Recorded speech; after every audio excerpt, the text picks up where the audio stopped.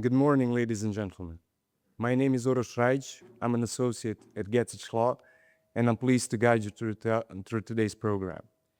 First of all, I would like to thank the wonderful children of the Music of Hope program. Music of Hope is a charitable program that opens the door to a brighter future, giving every child the chance to learn through the power of music, while also providing vital support to their families. Their performance was not only inspiring, but also a powerful reminder of why we are here today, to engage in a meaningful discussion about the challenges and responsibilities that lie ahead. On behalf of Gecić Law and the Responsible Business Hub of the Chamber of Commerce and Industry of Serbia, as well our partners GIZ and Initiative for Global Solidarity, I wish you a warm welcome to today's landmark conference on the evolving carbon border adjustment mechanism and its regional implications. Today's conference is coming at a crucial moment.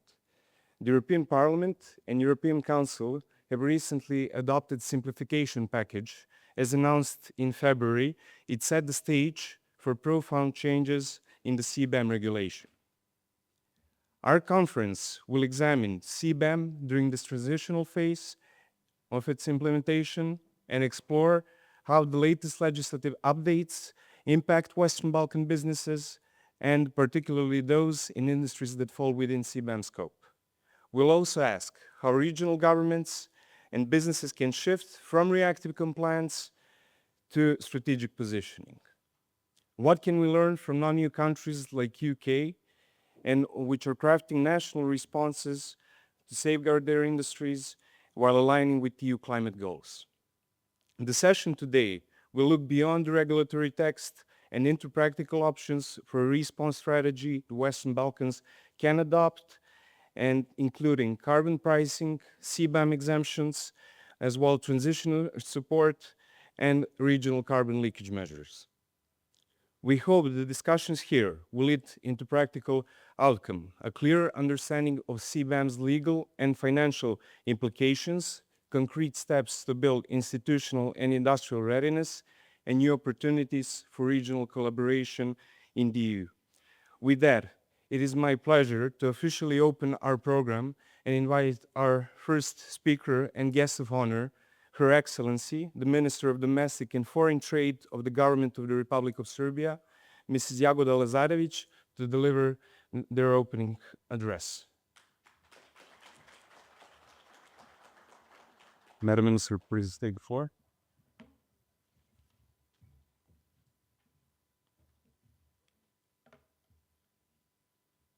Distinguished guests, dear colleagues, ladies and gentlemen, it is a real privilege for me to welcome you here in Belgrade on occasion of this conference dedicated to one of the currently most intriguing topics, EU's Carbon Border Adjustment Mechanism, or CBAM, an initiative of profound importance both for Serbia and our Western Balkan peers. 22 years ago at the Thessaloniki summit, the European Union made it clear that the future of the Western Balkans lies within the EU. This was a more than promise. It was a strategic vision of a united, free, and stable Europe built on peace, prosperity, and shared responsibility. I would like just to quote a part of the declaration from Thessaloniki. We all share the values of democracy, the rule of law, respect for human and minority rights, solidarity, and market economy, fully aware that they constitute the very foundations of the European Union, respect of international law, inviolability of international borders, peaceful resolution of conflicts, and regional cooperation are principles of the highest importance to which we are all committed. The Stabilization and Association process established through this Stabilization Association Agreement was designed to turn this vision into reality. The agreement set out political and economic reforms framework and envisaged deep economic integration, particularly through bilateral free trade with the European Union. Today, 22 years later, the economies of the Western Balkans are all deeply integrated with the EU. Serbia is the leading trading partner of the EU from the whole Western Balkans, accounting for more than 50% of WB exports to the EU. Serbia remains fully committed to its EU path, with a full membership being our strategic goal. Meanwhile, EU remains our key trade partner and main source of FDI. 60% of our merchandise exports, 46% of our export of services, and 3/5 of all FDIs are coming from the EU member states, representing a building block between Serbia and the EU as important drivers of our growth and development. I would like to remind you that 6 out of 10 largest foreign investors and 4 out of 10 leading exporters are companies owned by the EU investors. In the past 10 years only, if we look at that period, trade volume between the EU and Serbia has more than doubled, while our merchandise exports registered 2.34 increase. In the same time, our services export surged 2.7 times. The underlying logic of our partnership is straightforward: trade liberalization, economic development, and regional cooperation, directly contributing to the lasting stability. This is stabilization imperative, embedded in our agreement, and it remains central to Serbia's path to the EU. The Republic of Serbia is firmly committed to building a sustainable, climate-resilient economy. We have joined the Green Agenda for the Western Balkans and are striving toward climate neutrality by 2050. To that end, the government of the Republic of Serbia is accelerating both regulatory alignment and investment in renewable energy sources. This is not merely a requirement of the accession process. It reflects our belief that environmental sustainability is essential for Serbia's future. However, we must acknowledge a key reality.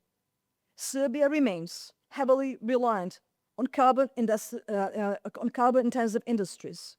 Coal accounts for around 67% of electricity generation, our most telling indicator of the challenge we are facing.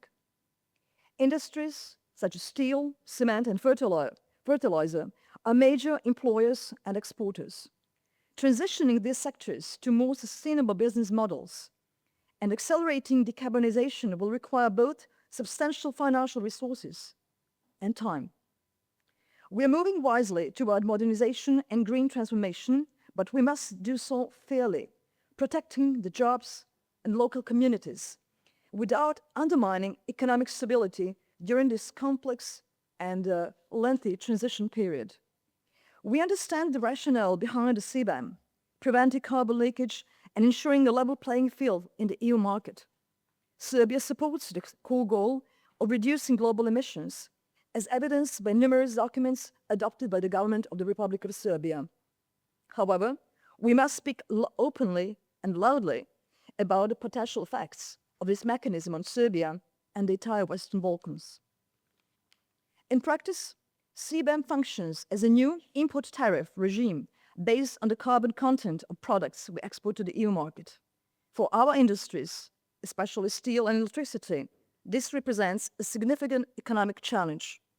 Estimates indicate that CBAM will have serious financial implications which could undermine our competitiveness, have a strong impact on our economic growth and employment. This raises an essential question. Is CBAM, in its current form, truly compatible with the principles of our Stabilization and Association Agreement?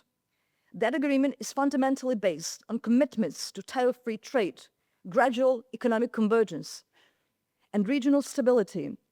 Introducing measures that resemble new tariffs risks undermining these fundamental tenets, particularly economic stabilization, potentially reversing hard-won progress and two decades of dedicated commitment and cooperation. It could also jeopardize public support for Serbia's EU accession process and make it harder to build the necessary political consensus for accessional reforms. This reflection should not be seen as a rejection of the CBAM or resistance to change, on the contrary, but rather as a call for its implementation to take into account our shared history, obligations, and mutual interests. Serbia calls for a balanced, cooperative approach that aligns environmental protection goals with the core principles of the Stabilization Association process, the cornerstone of the EU-Western Balkans relations. For these reasons, we must consider the following. A share of CBAM revenues should be allocated to Serbia and its regional peers to finance decarbonization, industrial modernization, and workforce reskilling. This would promote continued economic stabilization in the region, and in this way CBAM could become a genuine instrument of solidarity, encouraging a just transition rather than imposing unsustainable costs. B. Flexible, phased deadlines and transitional arrangements should be introduced, particularly for candidate countries engaged in the SAA process, such as Serbia. If Serbia introduces domestic carbon pricing, as it currently planned on a short-term basis, this should directly offset our CBAM obligations. Such a flexibility would not be a concession to export-oriented companies, but an incentive for aligning with the climate policies and EU legal standards. Lastly, CBAM should be integrated into our Stabilization and Association dialogue, using existing institutions to monitor its effects and allow for policy adjustments to preserve stabilization goals, especially in the socio-economic sphere. These steps would reaffirm the spirit of the Stabilization Association process, partnership, mutual support, and shared responsibility for the future of our continent. Ladies and gentlemen, Serbia fully embraces and supports the EU's climate ambitious, environmental commitments and standards, despite our relatively small share in both global and historical carbon emissions. But a truly sustainable path requires not only ambitious environmental policies, but also a stable economy and supportive society. Together, we must strike a balance between climate ambition and stability, ensuring economic fairness and regional prosperity. CBAM must not become a barrier that separates Europe from the Western Balkans, but rather a bridge that facilitates Serbia's successful green transition and deeper integration into the European family. Let us be partners on this European journey toward a carbon-neutral future supported and encouraged. In conclusion, I would like to thank the conference organizers, all the experts and panelists who will share their perspectives on this important topic today, especially the European Commission, the representative of DG TAXUD, for presenting the latest developments in the EU legislation in this area, as well as all those present for showing interest in this highly significant issue. I wish you a very productive and constructive dialogue today, a very successful conference, and I'm looking forward to the new events dedicated to this very important topic, because I would like to recall, we don't have much time.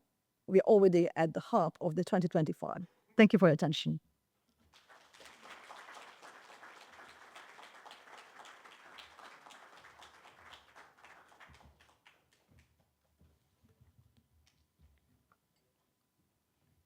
Thank you, Madam Minister. I would now like to introduce the hosts of today's event, Mr. Marko Čadež, the President of the Chamber of Commerce and Industry of Serbia, and Mr. Bogdan Gecić, founding partner at Gecić Law. I would invite them to give us the opening address. Please take the floor. Just stand We'll be next to first. you. I like it very much. I really enjoy it very much. Esteemed Minister Lazarević, dear Jagoda, distinguished Ms. Sallard, dear Mr. Gecić, my friend Bogdan, respected representatives of the state, Brussels institutions, EU delegation, embassies of the member countries, expert community, and last but not least, in my case first, respected members of community of my own, dear business people and director of the Regional Chamber of Commerce, welcome, and I am really pleased to greet you to this conference dedicated to CBAM with the support of our strategic partner GIZ and organized by the responsible business hub of the Chamber of Commerce of Industry of Serbia and our very nice partner Bogdan and Gecić law firm. We are considering this is the right moment for this conference and CBAM as a topic. As you know, the European Parliament and the EU Council reached an agreement on CBAM simplification package. That package brings significant changes. First of all, the exemption of small importers from the obligation to report, as well as the postponement of the deadline of purchasing certificates to February 2027. This is a good news. It gives us time to prepare ourselves as well as a possible for the start of collecting the CBAM tax, but it does not mean a postponement of responsibility and reporting obligations. For Serbia and the entire region, it is no longer just one of the Brussels regulation that we will fulfill in the process of association, nor is it a matter of choice and just reporting obligation. It is already a question of future competitiveness and survival of our companies. Will they adapt and advance, or will they stay on the sidelines and wait for the consequences? Will they be able to export all from 2026 at what price? Will they be competitive on the EU markets, which is our most important foreign trade partner? Will they be able to get bank loans? CBAM is not an issue of just about 2,400 companies that's exported CBAM goods from Serbia to the EU market last year and which already reported the customers in the EU about the emission incorporated in their project. Although represented almost a quarter, 23% of the total number of exporters in the EU. To date, these are companies from the steel and iron, cement, fertilizer, aluminum, electricity sectors. Tomorrow is already announced, petrochemical industry and parts of the chemical industry, which is also significant in Serbian export. We be included and other sectors will be covered over time, but their suppliers as well. This is an important issue in the context of the demands and wishes of the business community of the region. For the European Union to provide the Western Balkan economies with full access to the single market as soon as possible, even before our full membership. We are well aware that one of the conditions will be to establish a national, regional, and national carbon tax collection system that the EU would recognize and acknowledge as its own part. The question of the survival of our companies on the EU market is also a question of cooperation in the Western Balkan. What we have done as a chamber, and what I think is not a small amount of energy that we spend on this topic, We satisfied, and Chamber of Commerce and Industry as a business association adapted, first of all, the Declaration on Green Transformation of the Serbian economy to encourage and support companies in the process of transitioning. We established the internal green expert team with knowledge and experience to support companies in their transformation toward low carbon and sustainable business. In cooperation with our partner GIZ, we established the Responsible Business Hub. We established the CCIS Green Academy in order to provide companies with quality training and support. We are very particularly proud of the speed of response when it comes to CBAM. We implemented well-prepared, detailed expert sector trainings for companies from threatened industries and then specialized workshops. These sector-oriented and specialized trainings and workshops were attended until now by more than 700 participants for more than 400 manufacturing and foreign trade companies, and we made the training material available to all the companies. We also established a help desk, and I call you really to use it as a channel for daily communication with companies and prompt answers to business people questions. However, our companies are to face challenges much greater than information and obligation and the skills to report on emission. From the increase in production costs and the price of final products with the onset of tax collection, through decrease in competitiveness relative to not only producers from the EU, but also producers coming from countries where there is a national carbon tax. And of course, administrative burdens. To securing the funds, that is, of course, financing of investments in new and clean technologies and equipment, which would contribute to the reduction of emissions. Chamber of Commerce and Industry of Serbia is still committed to supporting the economy in this process through education, information, connecting with the expert, dialogue with state individuals. However, in order to support our companies to respond to new challenges and protect the domestic market, the involvement, cooperation, and support of the state and financial institutions and experts is very, very needed. In order not only to state the needs as a contribution to this discussion, I will present some specific proposals, some call for actions, in three possible pillars for future activities. Primarily the establishment of domestic GHG emission trading system and the establishment of the Green Fund. Introduction of a national and regional CBAM tax, harmonized with European standards, which would protect the local market from goods that will flee from the EU market after the full implementation of CBAM. And the last but not least, state support to the economy in the form of direct financial incentives and tax reliefs. I invite you to take the presence today on this conference of representatives of states, the EU, domestic and international experts, and the conference define the best responses to the situation in which our companies find themselves, and then to work together at both the national and the regional level. Because I'm really also convinced that CBAM is not just an obstacle and a cost, but also an incentive and an opportunity to use new technologies and innovations to raise the technological level of our industries for more environmental friendly production, advance processes, improve energy efficiency, maintain access to key markets, and open doors to new ones. It is also an opportunity for deeper cooperation in the region and deeper connection of our businesses in the region. It is a hard, I think, and not a short journey in front of us. It is a huge challenge in front of us. And without this kind of exchange, I don't think that we will manage it. So today, use the day to start the journey the best way we can do it. Thank you very much.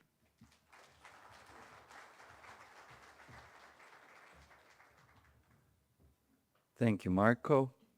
Good morning, everyone. I'll be short because you'll see more of me during the day. I would like to welcome you all to the CBAM Belgrade 2025 conference.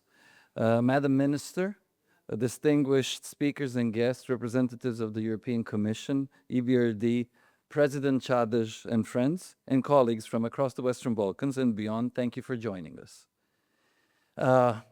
As you know, my name is Bogdan Gecić. On this occasion, I also want to thank my wonderful team for helping organizing all of this. Our intention was that we stay true to what we preach, and that is to bring Brussels to Belgrade. And we're very happy to say that I think we've managed that thanks to all of you. CBAM is, for us lawyers, one of the most interesting developments in trade law in the last few decades, if not longer. For businesses, it's, to be quite candid, probably a headache. But our intention is that instead of a lot of theory today, we have something which is more of a boardroom discussion, where we will have panelists, engaging talks, hopefully, a chance for all of you to ask questions and interact, so that we can actually learn and discuss and better understand what is coming. If we talk about how quickly CBAM will become a reality, the transition phase is already ongoing.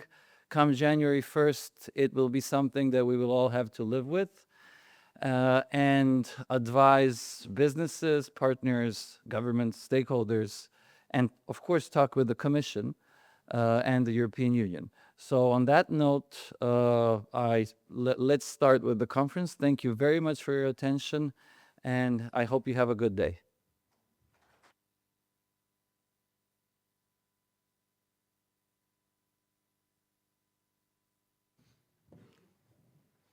Thank you, Bogdan.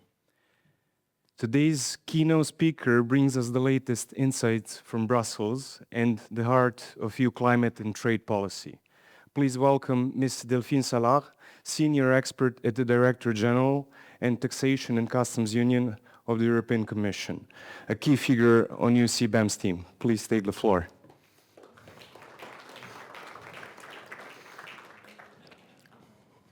Thank you very much for the introduction. So thank you first to the organizer of this conference. I'm impressed really by how successful it is.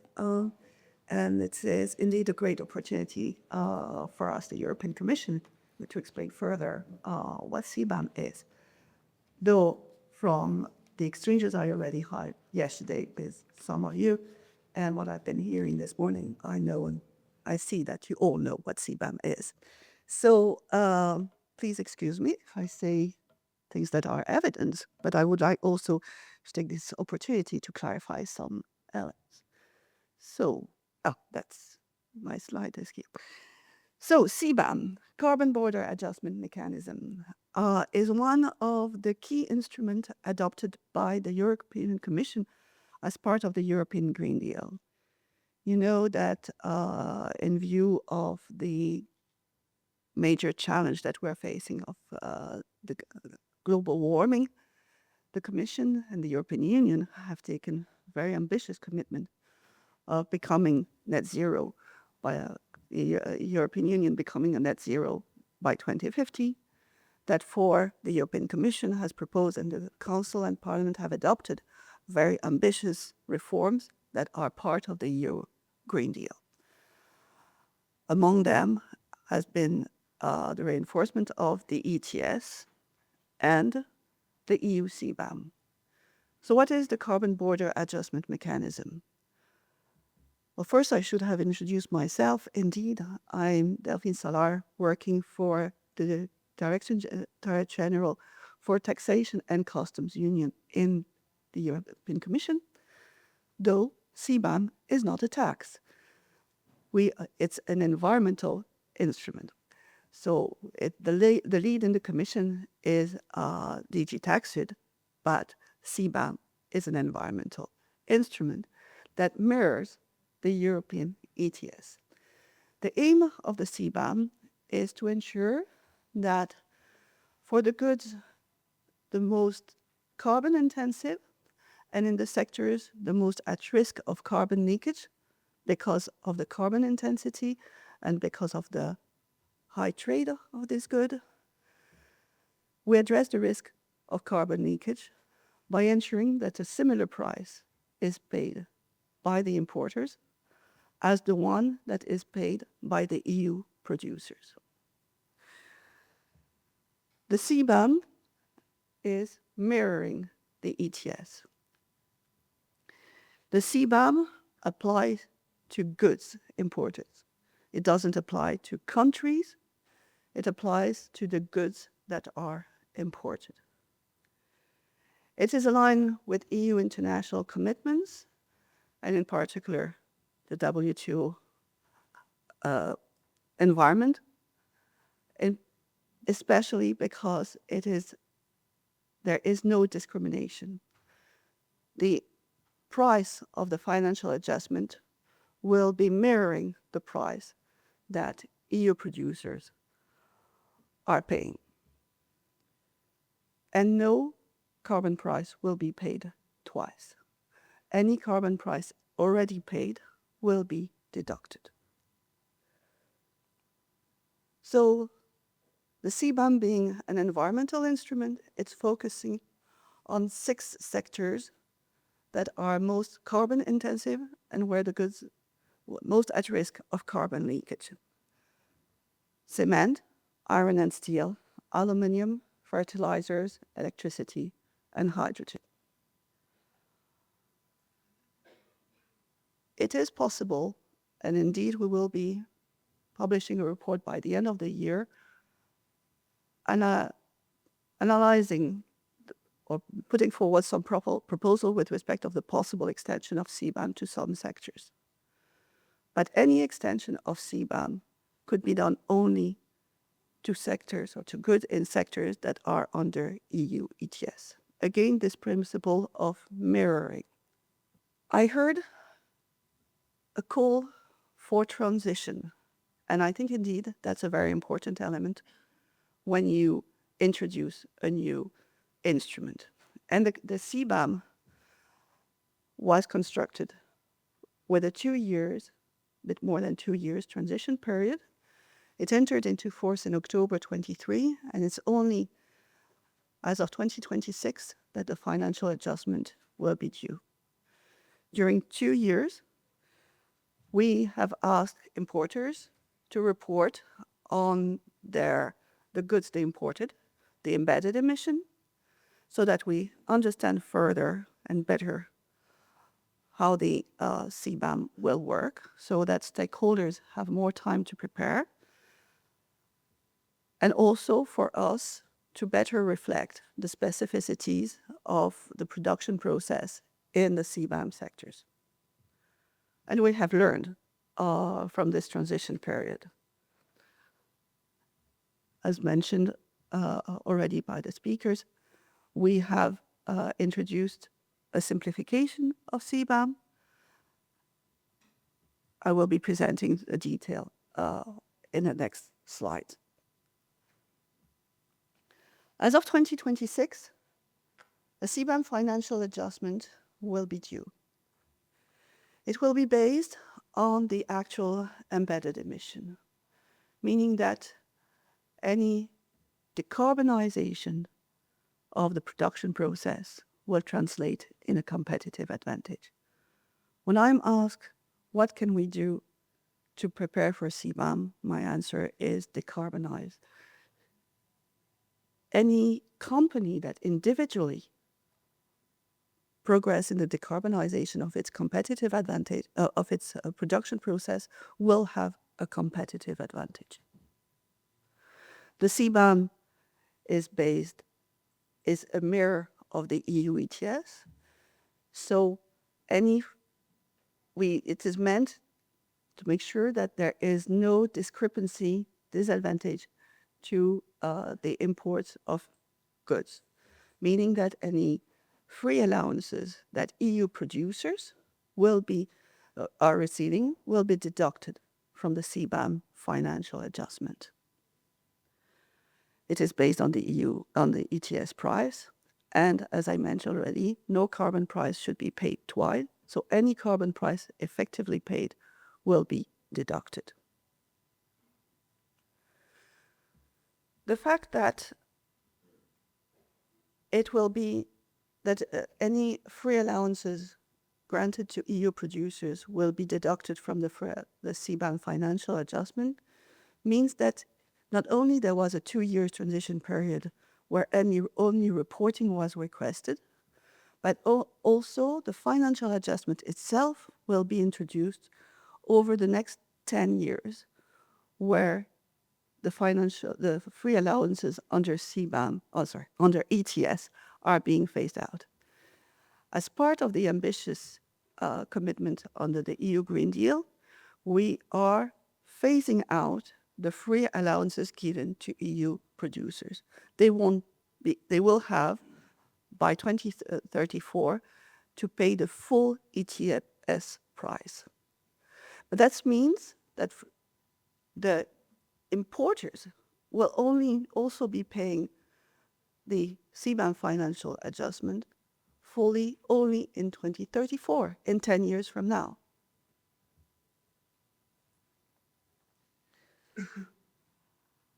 What does CBAM mean for Serbia? In 2024, about 12% of Serbia's export to the EU were CBAM goods in value, mainly iron and steel products and electricity, but also a bit of fertilizers and aluminium. And I would like to anticipate already a question that I've been asked. Why is the percentage of CBAM goods in Serbia's export decreasing? It's not that Serbia is exporting less of CBAM goods, it's that if you look at the values, it's not, it's stable. It's that the percentage of CBAM goods is decreasing in Serbian export because Serbia is exporting more of other goods, not exporting less CBAM goods, it's just increasing the share of the other goods. In terms of CBAM reporting, so for 2 years we've been asking importers to declare the goods they were importing, the quantity of goods, and the embedded emission in the goods. So looking at the data, there is one element that I would like to underline on the right-hand chart. The chart on the right-hand side, the chart showing the actual value versus the default value. You know that under CBAM, you can declare either the actual embedded emission or use a default value that has been assessed at the level of the country. Meaning that if your production process is not decarbonized, you may want indeed to use the default value. If your production process is well decarbonized, use the actual value, you will have a competitive advantage. Now, it's true that not all companies have the means to identify the actual value. Not all companies have developed a proper monitoring, reporting, and verification system. But this chart on the right-hand side shows that at the end of last year, 73% of the Serbian goods were reported using actual value. This is a very good figure. It shows that 73% of the companies, or the goods imported from companies, Serbian companies were able to assess the embedded emission in their goods. And indeed, I expect that percentage to be even higher in the future, because when you look at the big exporters, when you look at those reporting more than 1,000 tons of goods, there is 100%. Indeed, it makes sense. Bigger companies are better able to monitor the embedded emission. And that's why we are doing this CBAM simplification, because we wanted to minimize the administrative burden for smaller companies. So, what are the next steps? Oh, sorry, I had forgotten that I had that slide already. We have learned also from the reporting of first period. We've been listening to concerns expressed by some companies saying, under the CBAM reporting, you're asking us to share business-sensitive data. First, we want to reassure them we have very strong rules in terms of protecting information in the EU. But nevertheless, we heard the concern and we set up a specific portal for exporters. If they do not want to share the data with the declarants, they can share the data directly with the European Commission. So yes, this transition period was also for us to learn.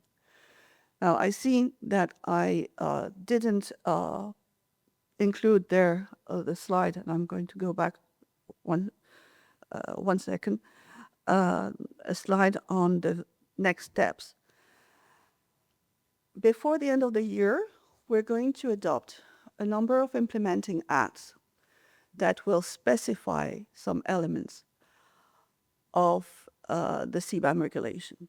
And among these implementing acts, I should mention one that will be setting the adjustment for free allocation. So you will know by the end of before the end of the year by how much the CBAM financial adjustment will be decreased, or it will be deducted from it, the ETS free allocation. You will know also, so by the end of the year, how the carbon price effectively paid will be deducted.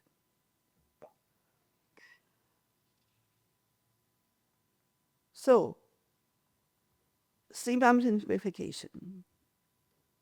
As I said, we listened to stakeholders, and we looked at the reporting on for the first year, and we saw that 90% of the declaration pertained to small imports. Small imports of goods that were so small that it represented only 1% of embedded emission. So not very efficient in terms of environment protection, but very time-consuming for the declarants. So we're changing the de minimis rule. It's not only imports of less than 150 euros that are exempt. It will be imports of less than 50 tons across the year that will be exempt. We want to focus CBAM on those imports that are the most meaningful in terms of carbonization or decarbonization, in terms of fight against the risk of climate change. So with exempting the small imports, we will still capture 99% of the embedded emission, but we will have 80% of the declarants that were identified initially that will not have to declare anymore. The 80% is an average. I'm not saying that in Serbia it will be precisely 80%. The rule is exports of less than 50 tons will be excluded. In parallel with this new de minimis rule, we will allow, we're proposing a number of simplification elements in terms of reporting, including the possibility to use default carbon price for claiming the deduction of carbon price effectively paid. And we will be excluding from the manufacturing process the aluminum and steel downstream goods that were not under the ETS. We are simplifying some elements with respect to the condition of reporting actual values versus default values. We are extending the deadline for submission of the CBAM declarations. And we will be explicitly exempting the emission of precursors that were produced in the EU. Precursor that is produced in the EU an ETS price has been paid. So the CBAM regulation foresaw that the ETS price paid would be deducted, but rather that's cumbersome. I mean that's red tape. Only rather than having to deduct something, you just don't account for it. So that's why we're going to exclude the emission of precursor. And indeed, as already mentioned, it's only the financial adjustment will have to be paid or will have to be accounted for as of 2026, but the payment for 2026 will be due only in 27. That means it will be due ex post instead of ex ante. We're also changing the rule for buying the certificates. We're changing it from 80% to 50%. So lower financial constraints. And as I mentioned, a default carbon price paid in third countries. So that for those countries where the carbon price is low, those for companies that do not want to go through all the administrative burden of providing all the evidence on the carbon price paid, will can use a carbon price by default. So what are the next steps? Before the summer, we will be publishing a communication on the risk of carbon leakage. And before the end of the year, we will be publishing a report in which we will be analyzing the impact of CBAM. The regulation foresees that the analysis should be focused on developing countries and least developed countries. I think we're going to have a slightly wider scope. But also the possibility to extend the CBAM to other ETS sectors are at risk of carbon leakage and to downstream goods. So in the slides, I also mentioned indeed direct or indirect emission. Something that I went through very quickly. CBAM covers direct emission, but also indirect emission for the production of cement and fertilizers.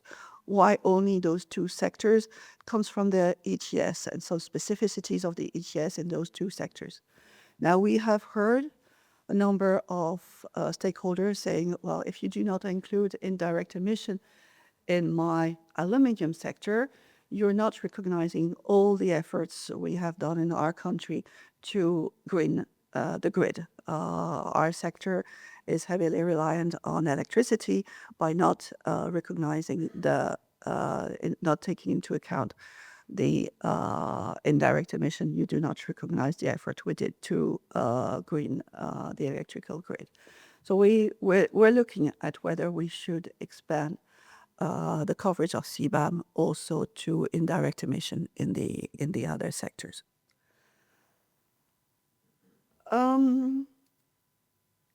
Extension of the CBAM good, whether it's to other sectors or to downstream goods. For other sectors, as I said, the first foremost and key criteria is that must be an ETS sectors. For any extension, it must be sector or goods at risk of carbon leakage, so high trade intensity. And a criteria that will be particularly important for any extension of the CBAM goods downstream, so down the value chain, it's the administrative and technical feasibility. CBAM being based on embedded emission, we must be able to, or the declarants must be able to identify the embedded emission in the good, and the more downstream you go, the more complex the good is, and the more difficult it may be to identify the embedded emission.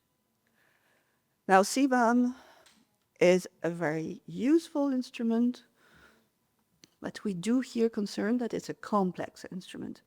So that's why we have done training, guidances.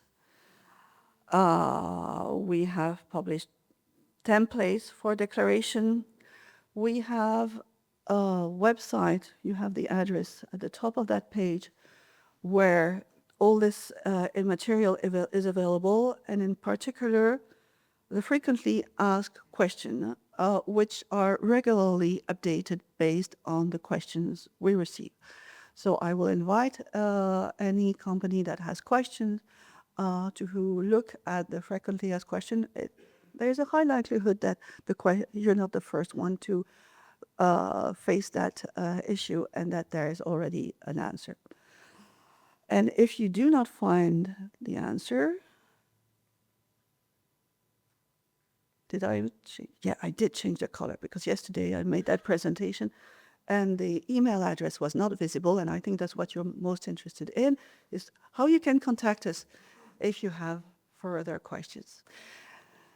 And before I finish, I would just like to underline try to answer one of the questions asked this morning. How can we prepare for CBAM? Decarbonize the production process. The lower the carbon intensity of the goods you produce and which you are exporting is, the more competitive your goods will be. CBAM can be a competitive tool. And as for what can be done at national level, I would refer to introducing a carbon price. Can be a tax, can be an ETS. We do not say, the regulation says carbon price effectively paid. There are now some 75 carbon price schemes across the world in some 50 countries. Why such a development of the carbon price schemes? Because carbon price is a very effective tool to foster decarbonization. Any carbon price effectively paid will be deducted from the financial assessment, and that's a way to keep the revenue in the country. So thank you again for inviting me to this conference, and I'm looking forward to the discussion today. Thank you again. Thank you, Ms. Sallard, for setting the stage for today's conference and those valuable insights. We now move into our first panel discussion, From Reporting to Reality, the Western Balkans at the Carbon Border Crossroads, moderated by Mr. Bogdan Gecić. This panel will explore CBAM's legal reforms, new compliance thresholds, and how our region can prepare for the shift from reporting to payment under the updated framework. Please welcome our distinguished panelists. Professor Til Müller-Ibold, coming from the University of Passau as Professor of Law and retired partner of Cleary Gottlieb from Brussels. Mr. Marcel Duits, Chief CBAM Officer from Dubrink. Mrs. Jovana Joksimović, Assistant Minister at the Ministry of Mining and Energy of Serbia. Tanja Lindell, Director Assistant and RBH Project Manager at CCIS, as well Mr. Uroš Milosavljević from KPMG, a partner. Thank you. Please take the floor.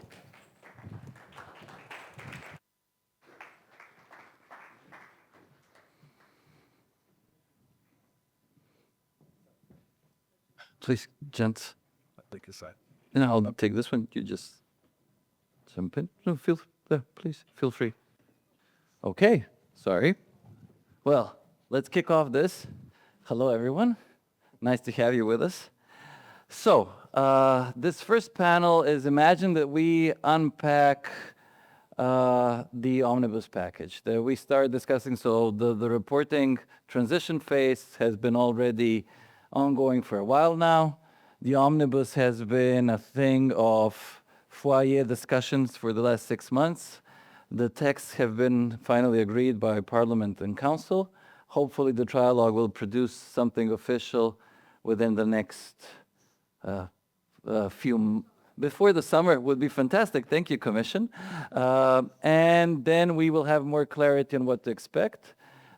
Secondary legislation has been also in the pipeline, so we're hoping for all that. But I would like to start with maybe just a little bit of an intro and tell to you on What's your take on the omnibus, and what can we expect going forward?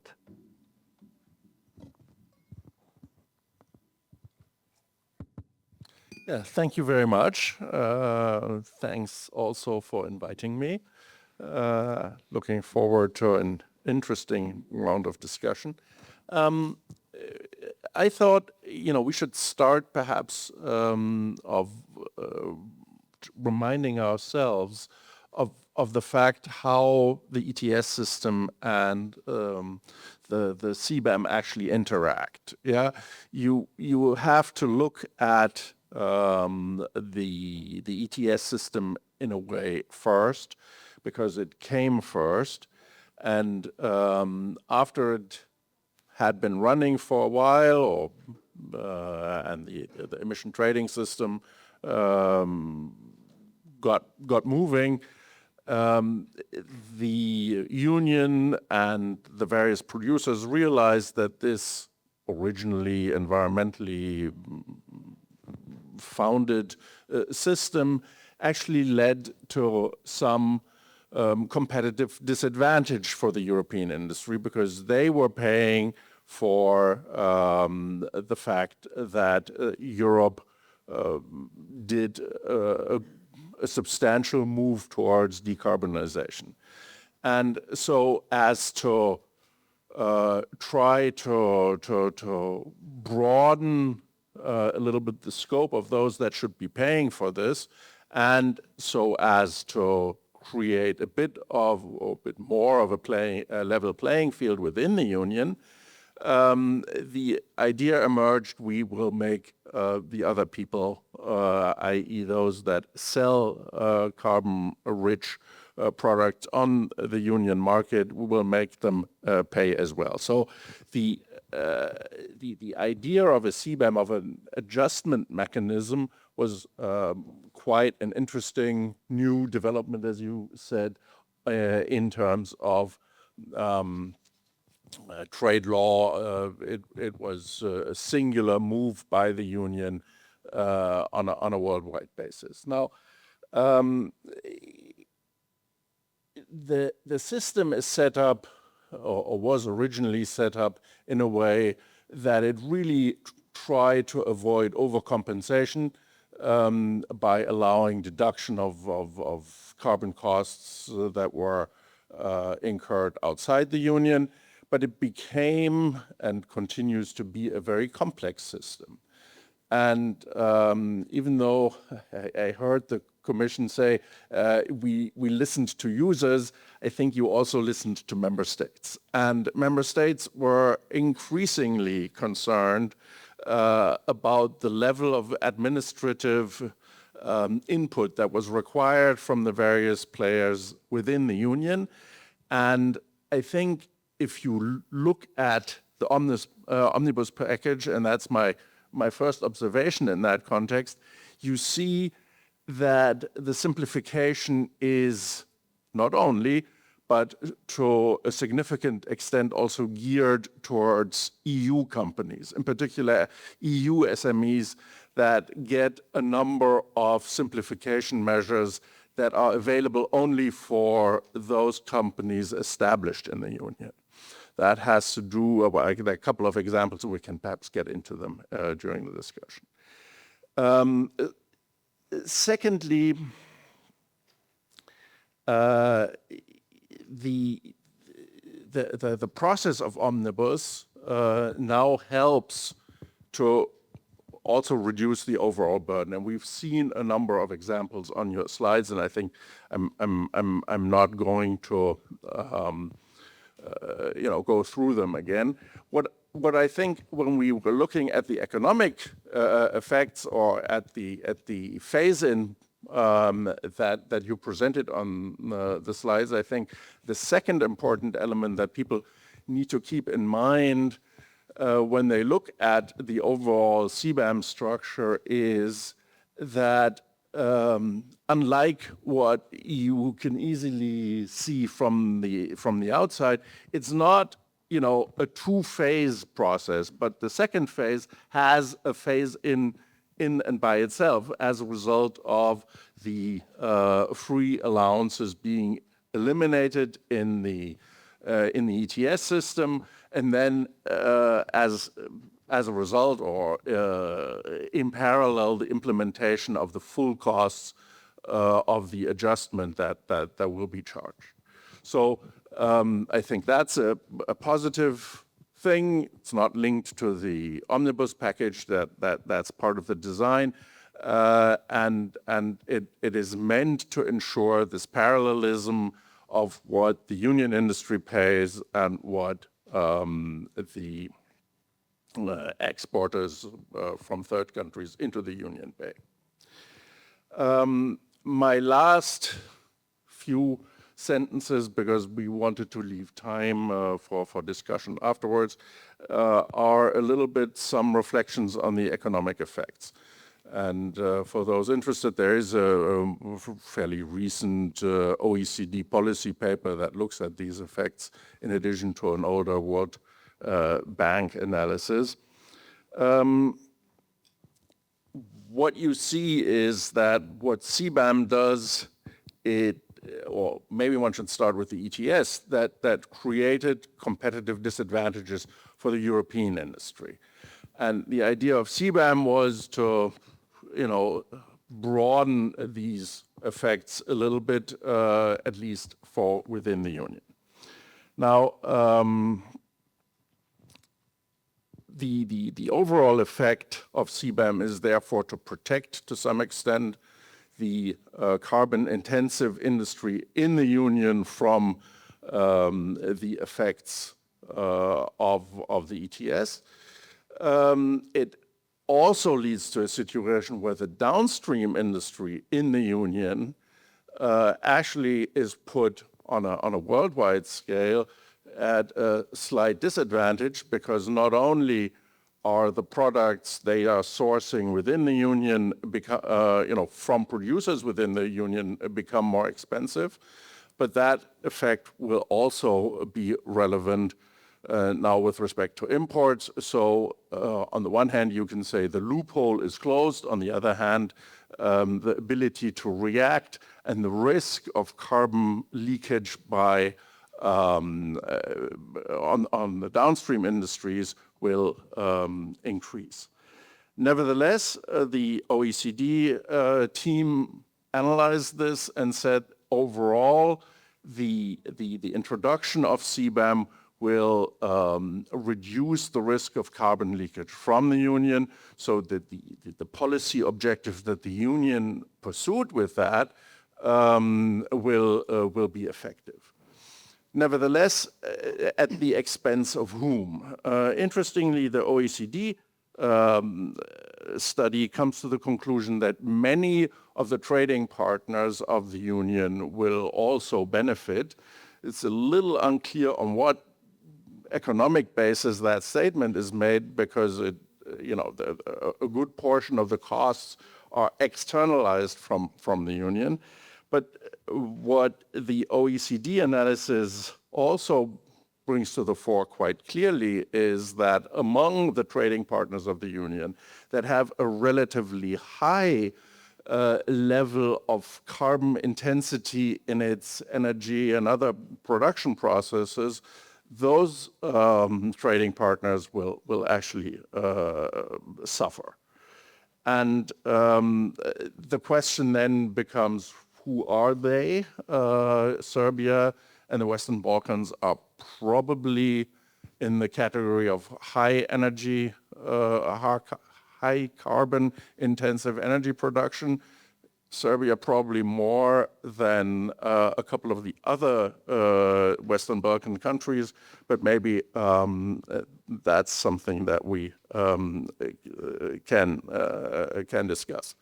However, sorry for interjecting. First of all, I'm conscious of time, but I'm also a little bit myopic. So I have a question. That in your chart, that country that's circled, that's Serbia. That's correct? Serbia. Yeah. So that's pretty much the second highest one that will be hit in the chart, if I get that right. But be careful. These numbers. You had more recent data. This is from the old World Bank study. Okay. So we have Need to update that, yeah. CBAM goods. So if that's the source, I would not see it. good. We can happily talk about it, and I think you had more recent data, so that's always good. I had more limited research. If you don't mind me, maybe that on that note, if I may, just because, and then we'll return back, we can switch to maybe more recent data, and that is with the Serbian Chamber of Commerce. So Tanja, if we can move to you. What feedback, I mean, and for the benefit of those who are not from Belgrade, the Serbian Chamber of Commerce follows the German model, so it's a compulsory chamber. It has 100% representation of the entire economy. So if anybody has a snapshot of what's going on, what are you hearing from the industry? Well, first, thanks of all for getting in. We're here, you understand. Microphone, yeah. It's on. Thanks. Thanks a lot for opportunity to be on this panel, even though we are the partners in organizing this event. What do we hear from the economy? When they will give up on this? Whatever new directive comes from the EU, the companies are always asking when they're going to give up on that. But nevertheless, CBAM has been, I think, one of the most interesting and most discussed topics in the last 2 years in between the companies. The ones from the sectors that are already under the CBAM and the ones that are not, but they're curious because they know that there will be introduction of new sectors and sooner or later they will be in.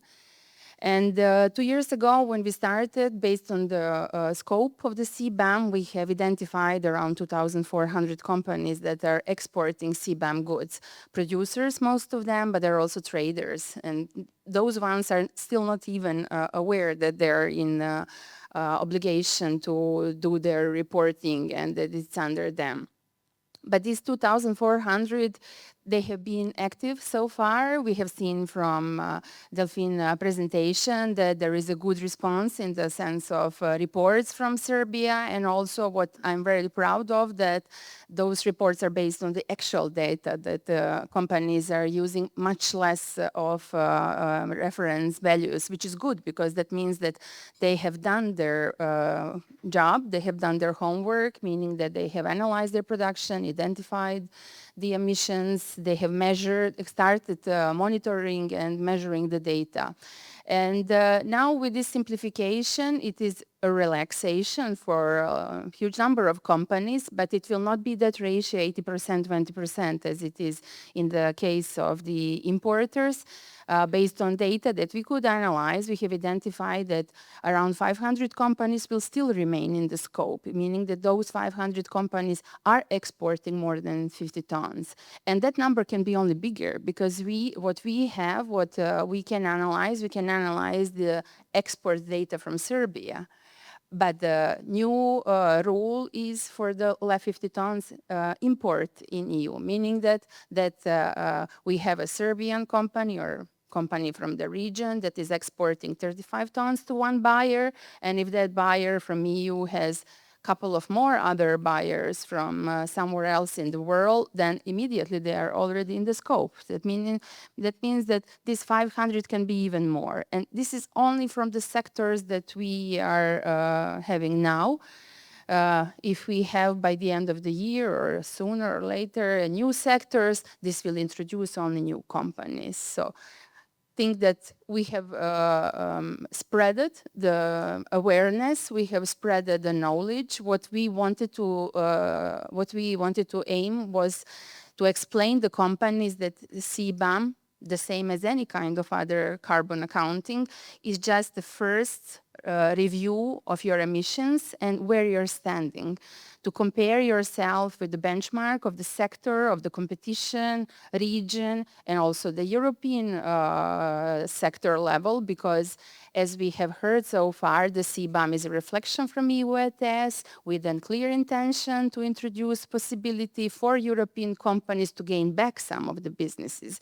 And this is where our competition is. So the competition from the sector in the region, other markets, markets and the European companies. And once they set up the level of their emission with the CBAM reports, then that is the only starting point for the next steps, which are more important, and Delphine has highlighted that few times, and that is decarbonization. And I think that this preparatory job is done. We have settled down the system of the information for the companies, as Marko said, the channel of communication, where I can really say that daily we receive the questions from the companies. And we have established the workshop where most of the companies that are now under the scope have gone through, and it's ready for the new ones from the new sectors. But now we have to work to establish the environment for the companies to go on the next step, and that is decarbonization. Tanja, thank you very much. You're welcome. Okay, talking about companies, and back to what Till was mentioning, which is the World Bank study. So this study is controversial in the sense that we hear voices from all sides of the aisle asking questions about this study. There have been other studies by Sciences Po, a number of others. And a thing which is a common denominator amongst most of them is that the energy sector, specifically electricity in Serbia, and we heard the minister this morning, is coal intensive, significantly, one of the highest in the region, and is probably one of the most exposed to the CBAM. That brings me to Jovana Joksimović, the Assistant Minister at the Ministry of Energy in charge of e-integration. Hello, Jovana. It's nice to have you with us. Thank you very much for first of all organizing this conference, and also for distinguished guests and participants, because this is very insightful for until now for myself, and I believe that it will be fruitful discussion today.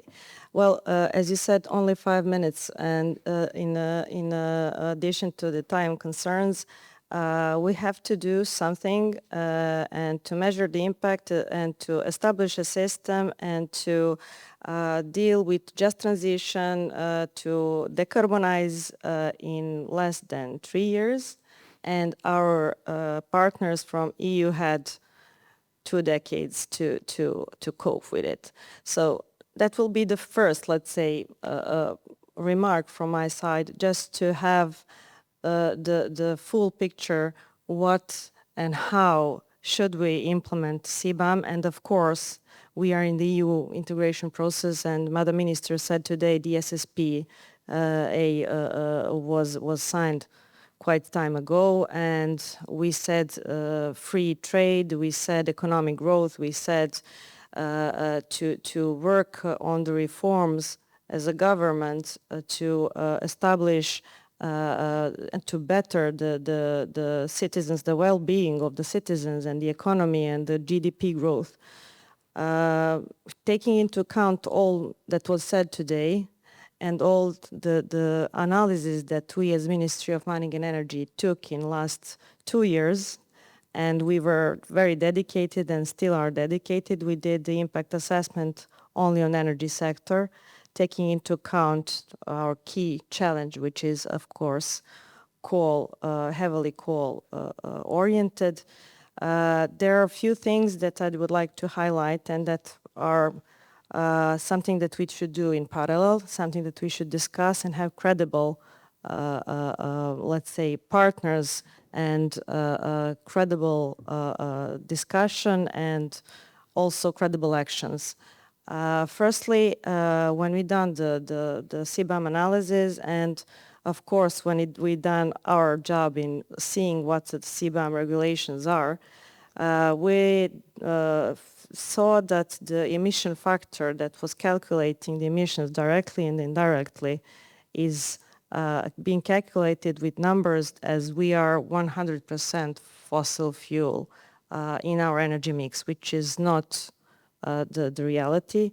The reality is that we are currently having 60% and that we will have by 2030 45% in production of the energy from renewables. So this will neglect the efforts in decarbonization if it stays this way. The emission factor, if it stays this way, this will leave us to neglect the efforts, the funds, the activities, the projects, not just the publicly owned projects, but also the privately owned projects in renewables. If we don't have the emission factor which will foresee the growth of renewables in energy mix as time passes. And this is, let's say, the first thing. And we also sent a letter to DG TAXUD and also other DGs in European Commission and also Secretariat of the Energy Community Treaty, because I see here distinguished colleagues also. And we expect to have this revised, somehow acknowledged, not somehow, but acknowledged. And this will be the let's say, very first step when it comes to regulations. When it comes to our efforts in market integration in the electricity sector, and I really like to say that we are, of course, striving to become EU member states, and we are on that path, but we are already part of Europe. So we are interconnected very well. Serbia definitely, let's say, is doing this and putting additional efforts in transmission system connections. And if we're speaking about trade, introduction of the renewables, battery storages, new projects that we foresee in upcoming period when it comes to balancing, we are the first contracting party that introduced the changes of the law on energy and transposed electricity integration package. And we are now in the process of verification, and also I will use this opportunity to call the European Commission and distinguished Secretariat of the Energy Community Treaty to do this process as soon as possible or to accelerate in order for us to meet our goals to have the market coupling in the window as we foreseen by Q4 2026. Why am I saying this?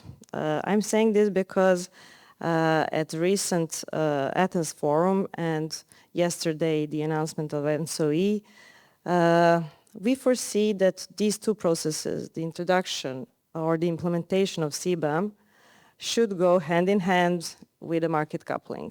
So not to stop the market coupling by introducing the CBAM mechanism, and also to try to parallelize these two processes.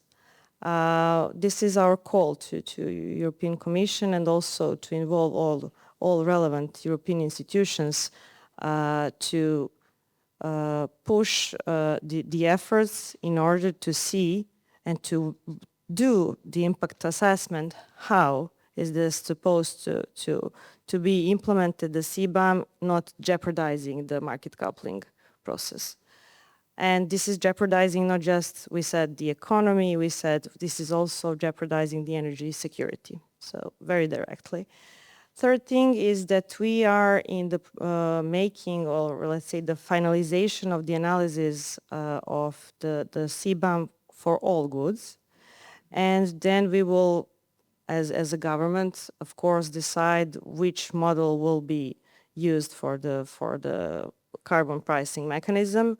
And we welcomed that the European Commission recognized the efforts and also recognized that we should have a model, tailor-made model, and that kind of individual approach when it comes to different parts of this region. We expect that, we also done the previous, let's say, analysis, and our, let's say, main goal is to not to jeopardize, of course, the economy and the citizens when it comes to energy, the electricity prices, and to see, so not just to have the environmental protection as one, of course, as a top priority of the government, but also to not to neglect and leave no one behind when it comes to this transitional period and reforms that we are taking. And I would use also this opportunity to say that we as a ministry are open for discussion. We are here to of course listen and of course to meet and to discuss, but to take into account really all the processes that we are driving currently. So EU integration process, reform agenda, all the steps that we are following in order to be part of EU family, but also to not to neglect our economy, our industry, and our citizens, and how we should, let's say, do our jobs in the best possible way. Thank you, Jovana. Okay, well, let's move now. So let's move to Uroš. Uroš, you have a number of hats. So you come here as, in a way, as a rep of AmCham. You are a trusted advisor at KPMG, a U.S. consultancy, which is interesting in the days of environmental protection globally, advising sovereigns and industry. So what do you hear from your clients? Many thanks. The only thing that we're not partners of this conference. No, but Next time. Yeah, next time. Jokes aside, thank you very much. I hope by next year, we have resolved the issue and there is no need for the conference.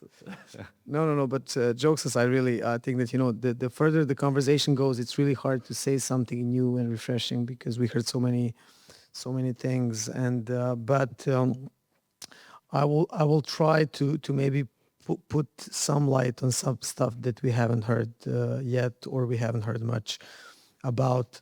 I would say, firstly, speaking of the Western Balkans, it's and CBAM, it's very clear that it's the same way towards the Western Balkans is going, but the starting point is very different, and this is very important to underline. So this is somewhat an issue of a different priority in each and every country. And I would say that speaking of Serbia and also Bosnia and Herzegovina and some other countries, this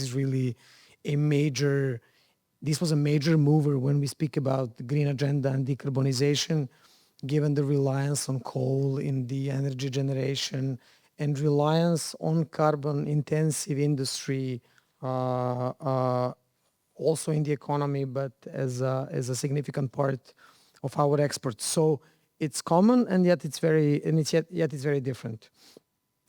When we speak with the companies and with actually all of the stakeholders that are relevant for the topic, there are some things that we maybe haven't heard about so far, and it's not only about these 5 or 6 industries producing these goods, it's also about other industries. And I heard right now from Ms. Sallard that they have actually every right to be terrified, which is what they were, because you are evaluating to extend the scope to some other goods as well, which was kind of something that they saw.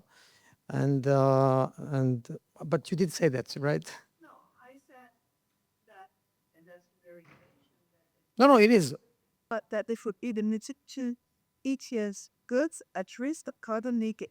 So it's not the entire EU economy as the World Bank study is based on. So that's what I wanted to stress. It will maybe extend to some sector, only ETS sector. Well, not agriculture, not You want the No, I understood that correctly. delegate. So a limited number of sectors, if you want me to be blunt. No, I know, but that limited number of sectors is still rather a significant part of our economy. So this is the thing, which is, and ultimately, when we speak about CBAM, and I think that many people said that, including Ms. Sallard, and that is very right. This is not a compliance thing. It's not a reporting thing. It's all about competitiveness, and it's all about whether you can remain or be competitive in a world where carbon has a price, which is the world where we are going at. in the very near future. And this is a game that is quite tricky and hard for the local and for the regional economies, given the reality that we are in right now. And now coming back to the, let's say, other industries that are not so much in the focus right now, but what are the discussions that we're having with them? Even though CBAM is not, I mean, it's not that complex of a regulation, it has just a very far-reaching and comprehensive implications for the economy. But once you read it a couple of times, it's quite clear, you know, how it works and how it would work for you. But what we notice, for instance, is that very few of these industries have understood how indirect emissions are being calculated. And they think, for instance, that just by buying, you know, certificates of origin, they have resolved the issue of their carbon footprint, which is not the case. It doesn't work in practice. And it's a huge game changer. Because if we observe the FDIs, all of the foreign direct investments in the region, being EU but also non-EU, they are driven primarily with the interest of exporting to the EU. And this is now becoming a big game changer. I was in a meeting with one really multinational company, which had a totally, you know, wrong understanding of how it's calculated. And this has totally changed their picture. I'm just trying to put some light on the complexity of the issue and very, very broad implications of it.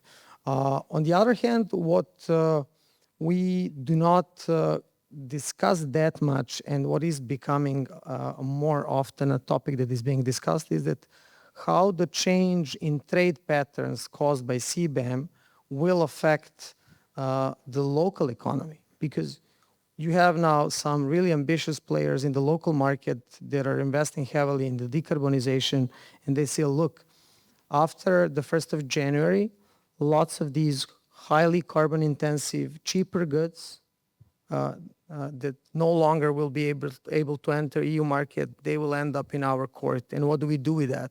We are in a very unfavorable position, and this is something that is also to be discussed on the state level, how to protect the local economy. But ultimately, I would say that the topic comes down to us being not just the neighbor to the EU, but someone who, I mean, the entire region who will be in the future part of the EU.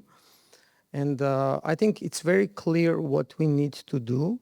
It's just that we need help, and apparently we need lots of help, and we need lots of substantial help. And yes, maybe I will make a break here. Although I must say, yes, to quantify, I can just say we're talking billions per annum probably. No, but I also saw some promising slides, some promising smiles from the first row when it came to the emissions factors. So I hope that we're moving somewhere with that. I'm also very proud. Yes.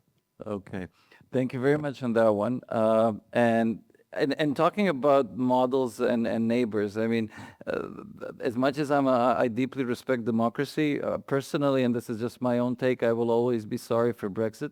But one of the big beneficiaries of that event is the Western Balkans, because now we have also a power hub intellectually in terms of capacity, knowledge, and institutionally that we can follow, that is in a similar, although very different situation vis-a-vis the EU and including the CBAM. And I wanted, and when we do our second round, we can a little bit reflect also on the UK approach. But before that, and to intertwine with it, it's the data question. And Marcel, on that, I'm moving to you. So we would be very interested to hear from you what's your take on everything that's happening with the CBAM?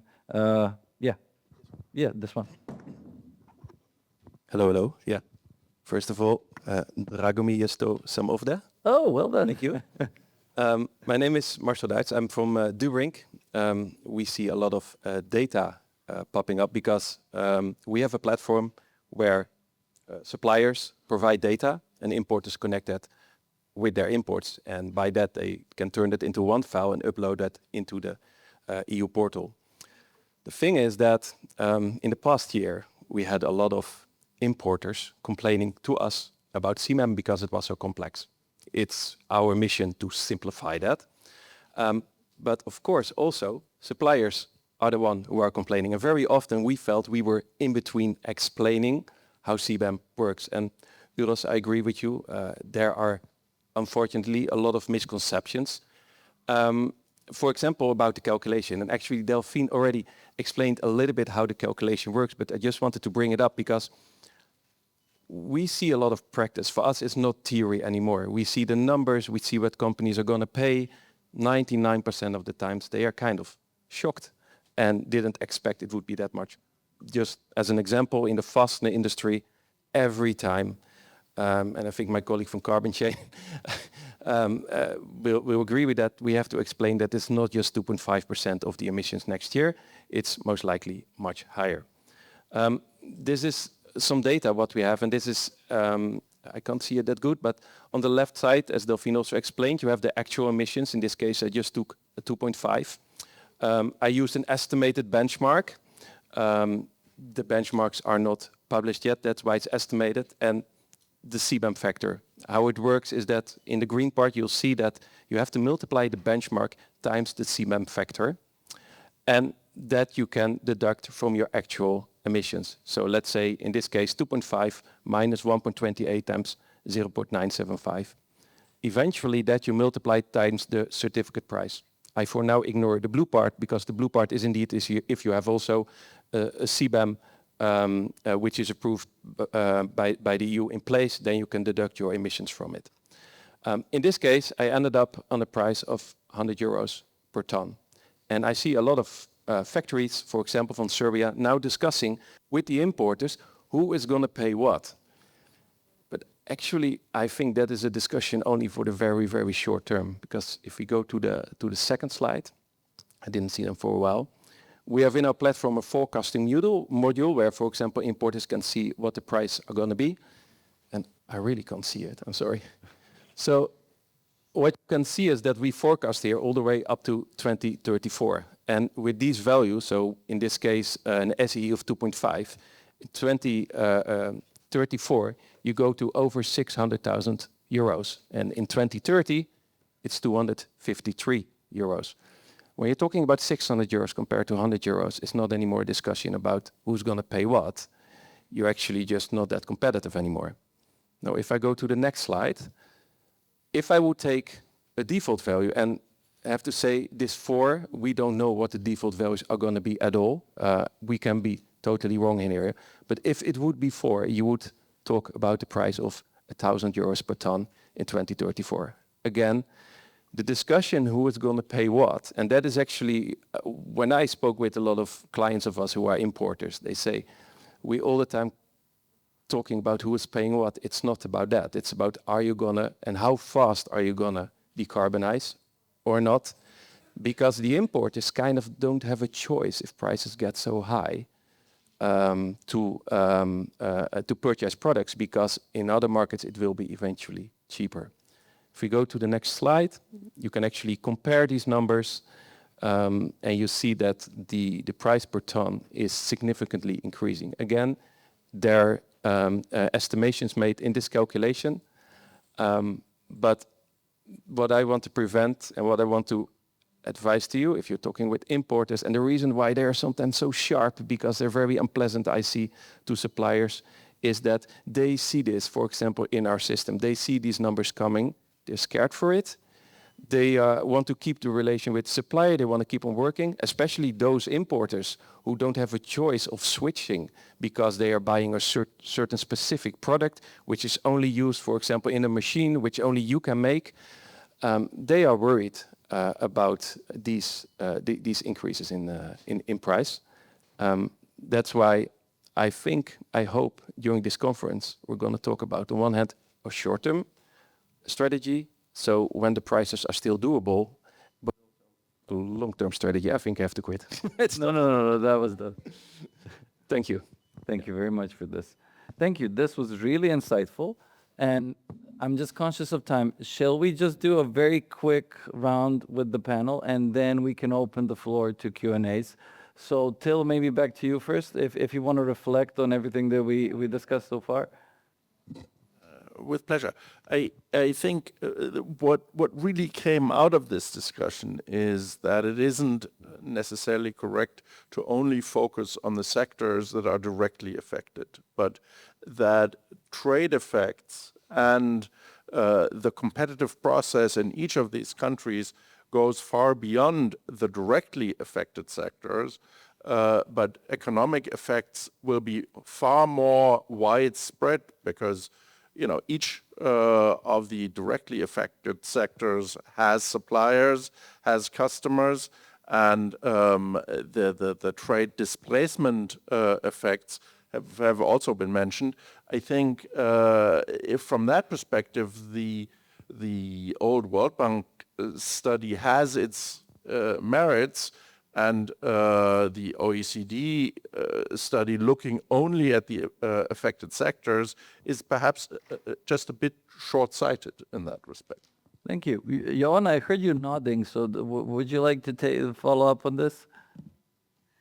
Yes, definitely. Thank you for the opportunity to wrap up a bit. Definitely, I would also add social effects. In positive way, the environmental effects, but the social ones we should definitely take into account. And also something that I wanted to highlight is that we are keen to decarbonize. We are already on that road. But in that sense, it would be good if we could have proportionally calculated support by the EU to be eligible for the funds that EU member states are, so the Innovation Fund, Modernization Fund, and all other decarbonization or just transition fund, because we are not. We are EU integration or EU accession candidate country for quite time. We have limited sources, and I also want to thank the European Commission, European Union, that we have the support from EPA sources. But when we calculated the EU ETS on the electricity impact and how and what should our energy companies pay, we see that it's like 1/2 of the investment plan for the Republic of Serbia in energy infrastructure for 2020 until 2028. So the size is it's quite substantial, and of course every project in energy sector takes time for preparation, for work, for being on grid. So it's not in half year, it's not 2 years, it takes some time. And of course we are not encouraged by all this, and on contrary, we are highly dedicated, but this is a plea from our side to see how we can fit in all the benefits that EU member states have if we are already taken the obligations. Thank you very much, Jovana. So Tanja, we've been now listening from everyone, including this really, at least to me, really cool data that we got from Marcel. And you guys, first of all, you're a chamber of the entire economy in Serbia. You're also a member of the WB6, which is all of the regional chambers together.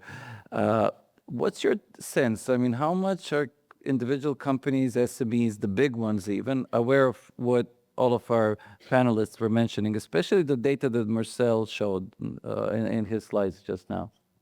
They are aware, and we will have representatives of a couple of companies from here and from the region, and they will probably confirm the same. So what we hear so far is there is a lot of calculation and analysis from the institution, from the supporting sector, from the world banks, but the companies have their own calculation. And in this calculation, CBAM is only one part. I mean, they have to calculate what is the working cost, which they are struggling now with an increase in the salaries, and they have to back up that somewhere, and they have to secure the business running. We are not anymore the low-cost country. We are now promoting ourselves as well-developed industry country, and this cost of the CBAM is something that is already in the discussion. As Marcel said, who's going to pay this? This question is repeatedly mentioned in the emails, in the meetings, in between the companies and their buyers. And there are real negotiations who is going to pay that. The importers are seriously expecting that part of this cost will be covered by the decrease in the purchase price from our companies, and our companies are trying to find the space in the cost calculation, how to cover that. And there is where the support should come. I mean, we are expecting that part of these green funds from EU should cover also our efforts here, but we cannot expect only that. I mean, we have to recognize what is the need and support for our companies. I mean, decarbonization is a process. It's a long process. It can have some activities in the short term that will give some results, but it costs. It costs, and the companies need to have support for that. I mean, part of it they can finance, and they are prepared to finance. And big companies, you talk about now only big companies that are remaining in the scope. They started their decarbonization some time ago, but now closer they're coming. I mean, the more expensive projects are there, and there they need the support from the financial institutions, from the state, from the subsidies, from some programs. And also what they are concerned, and I'm talking here about all the regions, and it's not only for our region, it's for the worldwide, outside the EU, is how to protect our market from the goods that will not be competitive in the CBAM sense on the European market anymore. I think Uroš mentioned this, and this is very important, because whenever we have some boundaries, we have some limitations in the export to the EU, we are faced with the reality that all these goods are trying to find a buyer on our market. And that is something that we should never lose from our view when we talk about CBAM. And so support to the companies together with them and protect the market. Understood. Thank you very much. So maybe I'm getting a vibe here, a sense that we sound as though everything is very dire and we're just ringing the alarm bells. But let's try to do a different exercise. So Uroš and Marcel, you guys also do a lot of advising. So if you were advising any of the stakeholders, be it the European Commission, individual governments, companies, what would you, based on everything that we discussed now, what would you tell them? What's the constructive approach? What should we do? And who? Yeah, thanks. Look, I'll be very concise. I think, like I said in the closing of my first mini talk here, I think it's very clear. It's very clear what we need to do.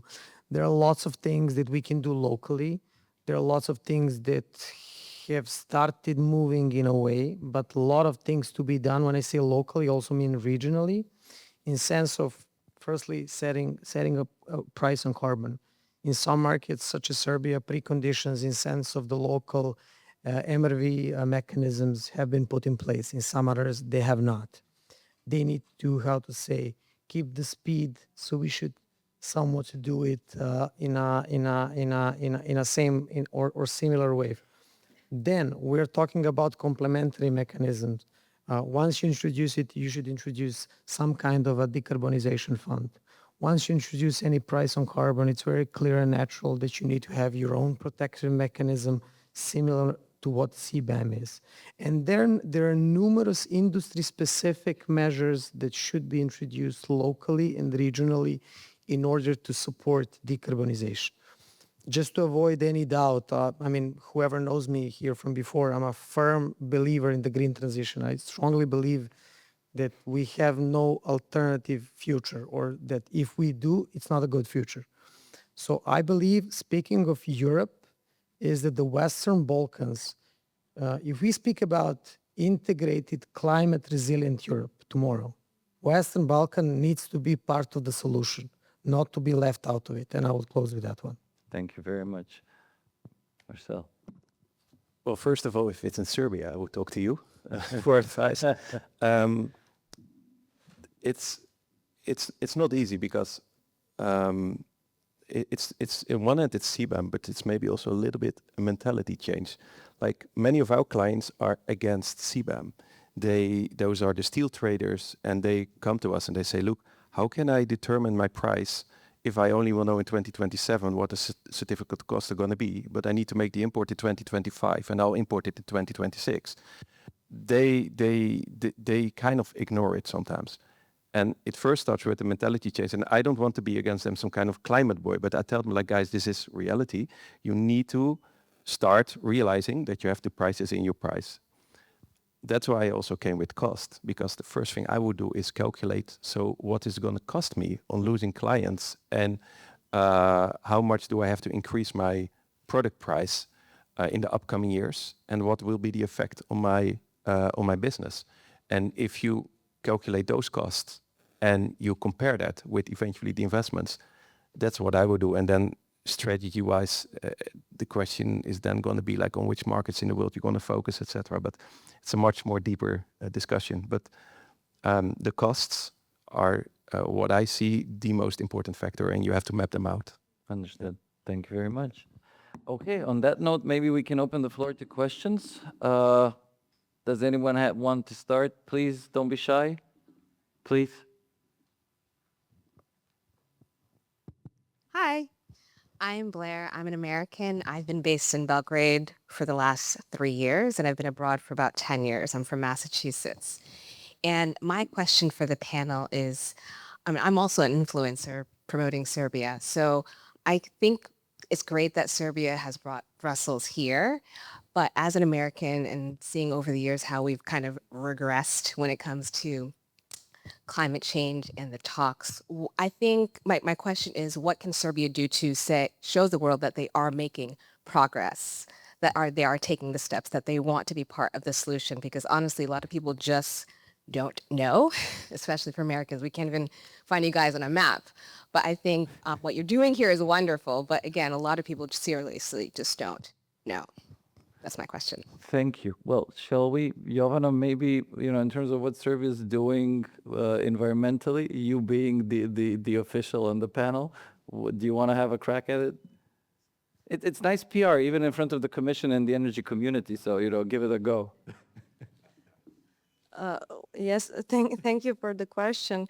And I don't know where to start, because at least for the last 2.5 years, we done a tremendous job in energy sector.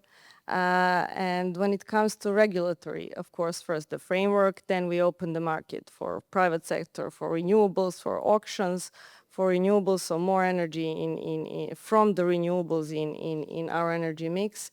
For environmental protection, last year was done the biggest project when it comes to environmental protection for desulfurization of 10A, and it was 230 million euros worth.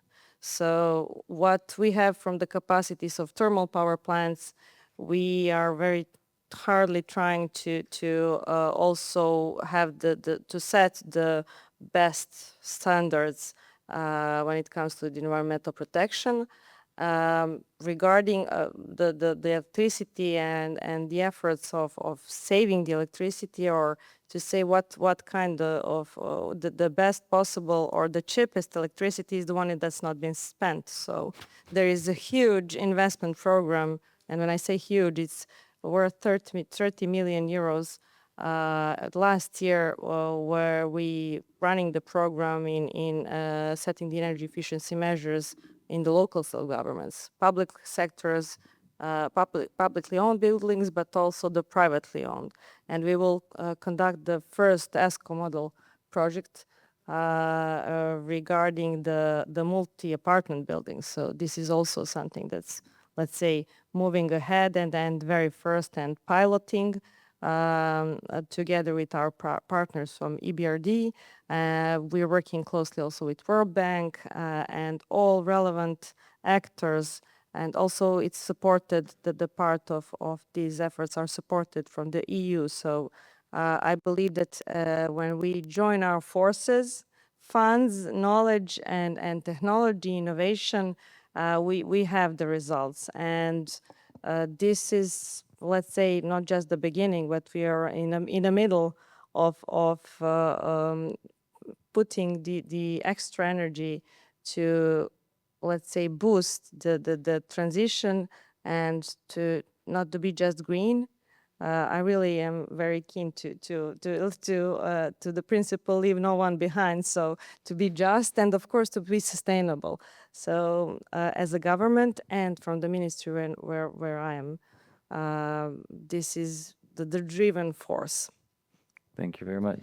If I may just add briefly, yourself being an influencer, I was on a conference, another conference a couple of weeks ago, and I was, for instance, shocked to find out there were members of the scientific community, also some parts of various institutes and universities, and I was shocked to find out myself that there are numerous teams across Serbia working on so many like genial, innovative solutions that are to boost green transition globally. But what these people lack, they lack the ability to how to say, to converge this into, you know, into a marketable story. And I think that this is something that all of us should be doing. And I think the ideas and the projects that are going on that I was listening to, that was just amazing. Some people are working alongside with the European universities on some solutions that should boost the EU transition. And now, you know, coming back to my closing remark, meaning us being the integral to the solution within the EU, the issue is that we as a region, we can do so many things, but to be honest, we can hardly do it ourselves. It's not possible. So we will not be able to decarbonize from inside. So, yeah. Okay. Tanja, anything from the industry, perhaps? Well, from the chamber, I can say that I think we have a biggest influencer among the Serbia. Our president is highly promoting everything. He posted a LinkedIn and Instagram before even he opened the conference. But I think that many people here are very well connected. The companies through their supply chains, through the international buyers, the representatives of this community here and all the institutions. And I think that we are all working together in the same line, and we are all trying to promote on our levels and in our group of contacts that there is a really, really, really high level of interest, of willingness, preparedness from the companies, and already many steps are done. And I think that we are maybe far away from some final goal, but there is a good way that we are taking. Thank you. Please, just a second. The mic is coming your way. Professor Riley. Alan Riley, Atlantic Council and College of Europe.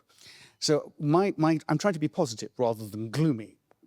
So I think there are two things which are, there are a few things which are, you could see this as obviously you can see it as an immediate problem, but it has also ways of dealing with it which are potentially transformative. So I'll give you one. Everyone talks about kind of particularly solar, wind and so forth, but one of the real issues is batteries. There's a lot of battery development going on, and we're actually at the cusp of a lot of that. And the very fact of CBAM is likely to create a situation where you can get, for example, behind-the-meter battery storage, which essentially means if you've got solar, domestic solar, you can use that, or you can essentially charge up all the power you use during the day at night at lower rates. This is, that's literally only 3 or 4 years away, I think, from being very substantially rolled out and very cheap. The other thing which is very interesting, and you saw this yesterday with the announcement that Rolls-Royce being given the go-ahead with small modular reactors, and apparently the Czechs have already put in a contract with Rolls-Royce as well. I think the SMRs really come in here, and again, they're only like 3 or 4 years away. Because if you think about CBAM does to industry and the costs, of course, you only have those costs if you're producing electricity with carbon-based fuels. If you have nuclear, and the nuclear is relatively cheap, you don't have the CBAM issues.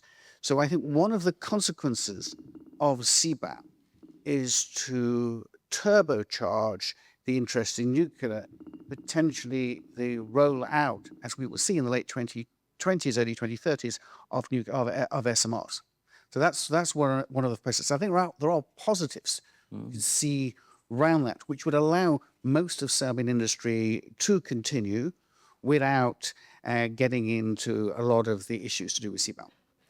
Thank you. Well, talking about nuclear, I mean, thanks to the EU and the Commission and the new taxonomy that made nuclear unequivocally green, we've seen, changes in legislation here in the region. But on that point, I mean, who would like to reflect first? I see a couple of people interested in what Professor Riley said. Jovana, you're smiling the most. Do you want to go first? To go first. Regarding the nuclear, yes, thank you very much. We are definitely thinking about that. By changes of the law in November, the ban that was the moratorium that was on nuclear previously introduced now doesn't exist anymore. So we are in the very first phase of analyzing what are the potentials of the use of nuclear in the production of the electricity, and we expect to have this analysis done, I believe, end of July. Will be, let's say, the work that's done. And as Bogdan rightly said, somehow nuclear become clean energy in 21. Serbia is the all newcomer when it comes to nuclear. And I believe that we have the knowledge and we have the capacities for this very, very first phase. Regarding the technology, we are definitely monitoring this very, very streaming the technologies that are and recent developments. So yesterday, yes, we are aware of the Rolls-Royce and SMRs. The proven technology will come, as you said, in 3 to 4 years. It will be definitely then the period when we start or finish the first phase under the International Atomic Agency methodology. We are in communication already with them. The changes of the law were done in accordance with their 3 phases. And I believe that we will have much clear picture in upcoming period when it comes to nuclear. Also, when it comes to conventional, it takes time to build it. The facility SMRs are something that's now also in running the process of making the nuclear facilities in smaller scales. Currently, Serbia hasn't decided on the technology. So firstly, to see what are the possibilities, and then I think that we will run this race jointly with the technology development and pros and cons for conventional and SMRs. So that will be from my side. Thank you very much. Still, I wanted to say you've been awfully quiet. No, that's not my biggest problem. In this context, though, I thought maybe just a small word of caution.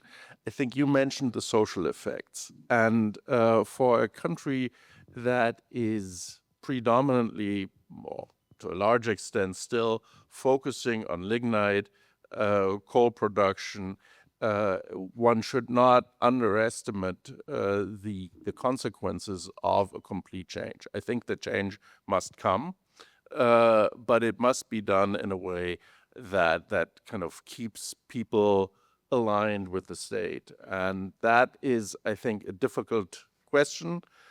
Germany has its experience in this context with the large lignite closures in East Germany. They suggest that indeed you have to take the social factor into consideration when you do that, but no doubt it needs to be done. Thank you very much. I'm conscious of that clock blinking at us. Okay, we can try to squeeze in one more question, and then we need to close it. So the lady in the back.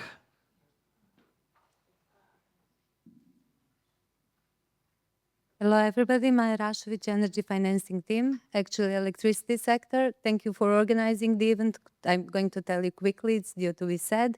My question to the Commission and to the panelists is that actually with electricity as CBAM good, something rare happens. It puts, CBAM regulation puts price on renewable electricity, and not just any price, it's the price calculated on the basis of fossil fuel coefficients that Jovana mentioned.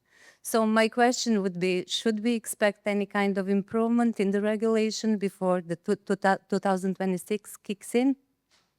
And that, to keep it short. Should we give that first to the Commission and then? Yeah. Well, I mentioned that we should be publishing. No, the other one. Yeah, I think it.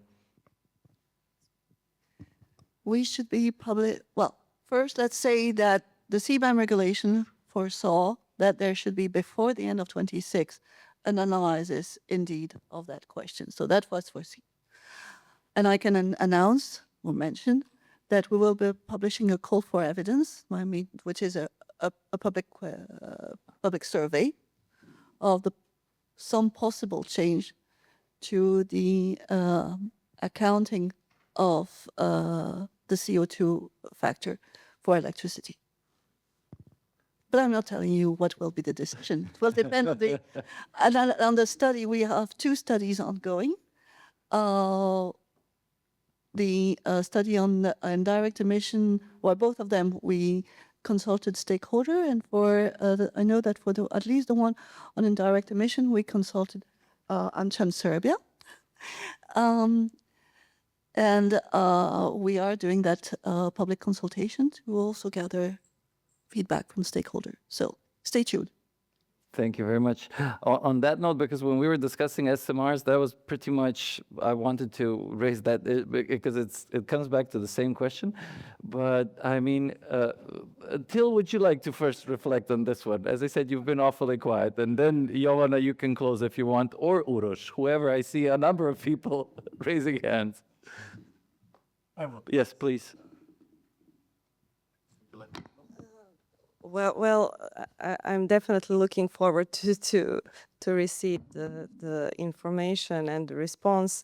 We kickstarted this topic quite time ago, and really are keen to learn how it will develop, and looking forward to be developed in the positive way, because if we're speaking about non-discriminatory, if we're speaking about decarbonization, then it should be streamlined with practices of let's say good will and partnership nourished. So that will be from my side.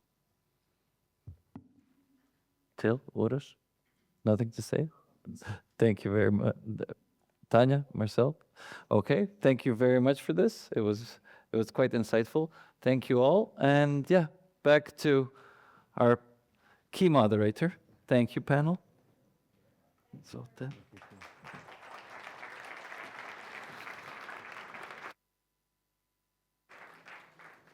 Okay. All right.